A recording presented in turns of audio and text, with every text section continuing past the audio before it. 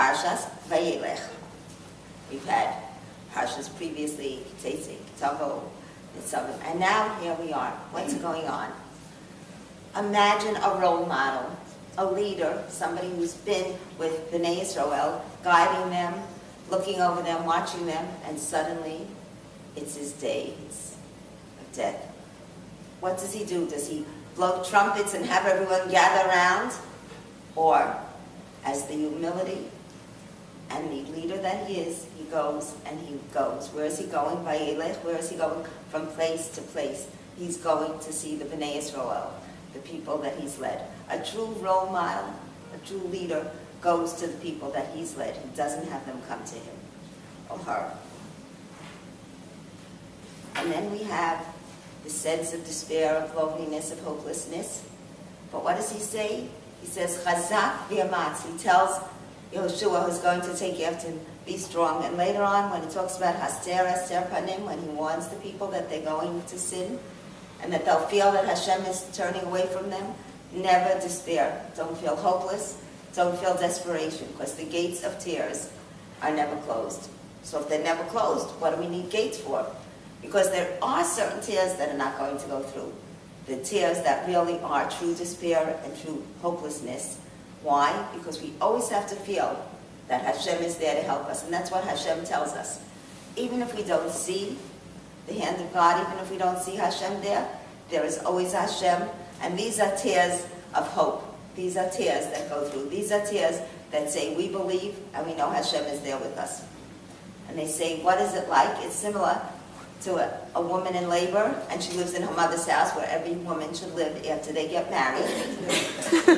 And she's downstairs in labor and groaning in pain, and she thinks she's suffering alone. But meanwhile, her mother is upstairs, and I know that because I called my mother, and she's in pain with her. The same is the true of Bnei Israel. They were in pain, but they should never forget, we should never forget that Hashem is there. That's what it really is all about. And then, of course, we talk about Hakel. Why is Hakel inserted right here, and when is it done? It's done once every 7 years when the king reads from the Torah. And why is it done then? And why is it done Sukkot? Why is it done after Shemitah, the year of Shemitah? And why is it done for Sukkot? Because Hakel is about unity. Hakel is about togetherness. And when do we feel it? After Shemitah. When everyone feels more equal. When the farmer knows that everything comes from Hashem and not from him. When we feel that we're all equal, that we all have the same, that whatever we have belongs to Hashem and is from Hashem. And Sukkot is the time of the 4 species, the Arba Minim, and the Lulav and the Esrog, and everything is different, and yet we are all one. That's the mitzvah of unity. So it's the time when we say our nation is built on Torah. We affirm that it's Torah, and also that we realize that Sukkot not only represents unity, but that Shemitah represents that we understand it's all from Hashem. So that's why it's done once every 7 years after Sukkot. And the king reads from the Torah. Now, who comes to this Hakel, this gathering? Who comes? The women, the husbands, and the children. You could see the scene at home. The husbands are running to the door. They say, I gotta go. Where are you going? I'm going to Hakel. I have to hear the king read the Torah. The wife said, I have to come too. Who's going to watch the children? Okay, the babysitter, of course, called in sick that day. She's not coming. So there they are. So what does Hashem say? Bring your children. Bring your children because you can't leave them and because there's reward in it. But what do they gain out of it? It says lishmoa, to hear. Do they really understand? Well, whether they comprehend or not, the impression, the impact. You know, when you bring your kids somewhere, years ago when they went to a speech or a concert, they talk about a Rav in Pirkei Avos. His mother brought him as an infant to the Beis Midrash just so that he could hear the words of Torah, because on some level it absorbs, it makes an impression. And even the women that we take on this trip to Israel, the secular women, why do we do it? Because we want them to bring it home, because it does affect them. Because somebody said that now her children say to her, before she didn't even light candles on Friday night, and now her daughter says to her, Mommy, I know where your candles are, I'll get them. So it's the impact. And they say if someone saw something on the ground sparkling, and they dug it up, and they were hoping it was diamonds, and it turned out to be glass, okay, that's what we do. We try with our children, and every one of us hopes our children turns out to be a diamond, and in this room everybody has. But even if not, Our job is to educate our children and to do the best, and then there's a reward in it. Whether it turns out that the diamond's in a crown or just the glass that sparkles and other people look through and see goodness in them, whichever it is. So we have to do that, and that's why we're called Yehudim, because we never give up. Just like Yehuda didn't give up when they were standing before Yosef with his brothers and everyone thought it was hopeless, that they'd be punished for finding the stolen items in their knapsack.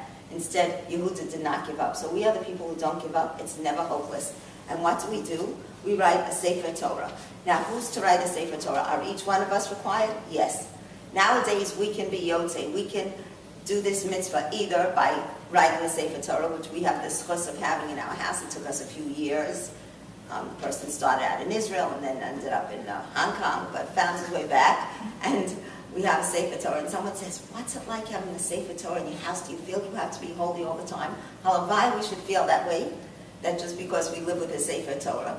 But we also can do the mitzvah by having books and Sfarim, which we all have, and they say there are innumerable books, and if they talk about why the internet is good, it's because you have sources for all this. And then, of course, the best thing is to be your own Sefer Torah, to actually internalize the words of Torah and be a walking Sefer Torah. And then it says that, how do we know about the Sefer Torah? It says because of Shira, the song, which comes next week in the Parsha Hazino. So now I want to talk about somebody very briefly whose life really encapsulated all this, who epitomized somebody who, even when she was near death, was giving us chizuk. Somebody who went to us, and each time I went there and each time we interacted with her, her life was filled with Shira and song. And the tears were only of joy, the tears were only of hope. She never gave up hope for years and years, I don't know, for 7 years or more, but many years. And again, 7 years was the number of years ago that we started the Ohel Sarah Amen, so it's very significant. Nothing is coincidence, and this week before, when we go between Rosh Hashanah and Yom Kippur, that her Patira of Rachel Baron happens at this time, because this Parsha speaks to us. It speaks of a tzaddik, of someone great. May it be a kapara for us. It speaks of somebody who went to each of us and didn't expect us to come to her, who was always working on causes, who gave us strength, chazak v'amatz. Somebody whose life was filled with Shira. Whose life, what is Shira? The harmony that you see in the world. When you see somebody like Rachel Baron, when you see what she stood for, when you see the mitzvahs that she did, when you see the strength that she gave others, when you see the love and the smile, even the last moment. And that tzaddik, he said, Tzom Gedalia. Gedalia was then also that her Patira, that the actual Avaya was on the night of Tzom Gedalia, because they say the tzaddik, Hashem is as sad for the tzaddik dying as for the burning of the Beis HaMikdash. It's a momentous, that's why Gedalia stood for, and that's what Rachel Baron stood for. And on that day, on Erev Rosh Hashanah, when the day we were leaving the house, and all of a sudden my sister and I were standing at the side of the house, and a bird came, a little bird, and flew right into the window. It literally hit the glass, I guess, for whatever the reflection. And right there we saw it actually fall down. The eyes flooded for a few minutes, the wing, and then it wasn't there. And I feel that in some ways, I don't know if it was the exact moment or within a few hours, that really Rachel Baron was saying, we're always with you. Every bird that sings, every bird that chirps, everything in the world that sings Shira to Hashem is really a reflection of the beauty of her soul that will always continue. And may each one of us feel that Hashem is with us, that our tears should only be tears of joy, but we should always have hope, and we should always look to role models like that, that when we get together, at any gathering, it should be for the sake of Torah, to realize that it's an affirmation that Torah is our lives, that at the end, that whether our children turn out to be glass, very good glass, or diamonds, that we've done our job, that we can only make our best effort, and that we should always feel that Hashem is upstairs watching us. And good Amen.